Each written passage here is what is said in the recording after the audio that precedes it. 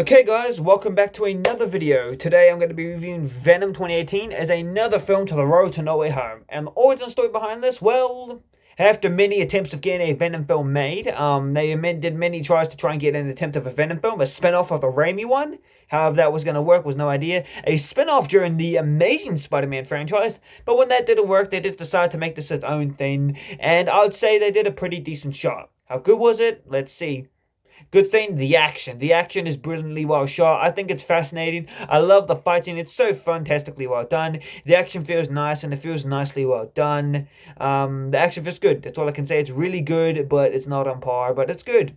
The characters are all good. I think the characters are nicely told, and I kind of like that. And it was really good how the characters were really done, and especially Eddie and Venom. My next point is that Eddie and Venom was so well done. Their bromance was such a hilarious thing to watch, and I think it was one thing they amped it up. I like the idea that they made it serious. It was so hard because, well, yeah, but we'll get into that part later. Eddie and Venom's bromance, funny, hilarious, and it felt like if somebody was in the same body, it would be a hilarious kind of thing to do. Setting up for spin-offs and sequels. And set up brilliantly for a sequel with Carnage, and it set up brilliantly for spin-offs with other films like Morbius, and even other films like Kraven the Hunter, a Spider-Man vs. Venom film, and yeah.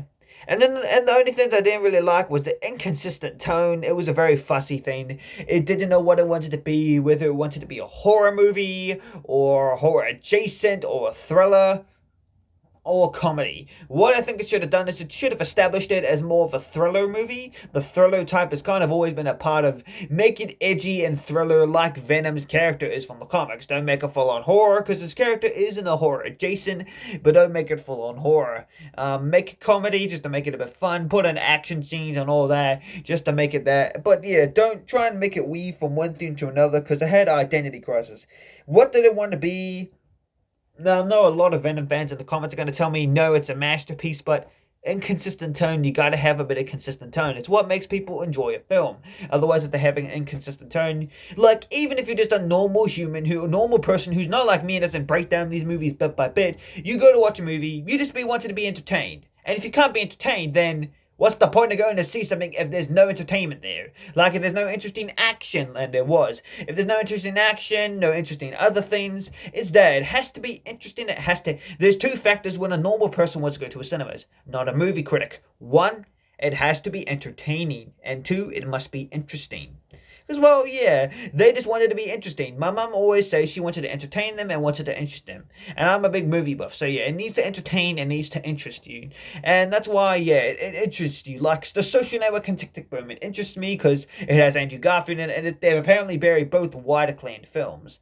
And I realize I shouldn't probably just majorly buff a movie, just be a big movie buff. It is nice sometimes watching a movie and not being a big geek about it. It's nice like going to watch Sam Raimi's Spider-Man 1 or Transformers and just reverting back to that kid feel and not worrying about all that. But an inconsistent tone, yeah. You gotta remember, there are movie critics out there and they're looking for a nice tone, nice well-developed characters, and other things. They're looking for other good things within a film.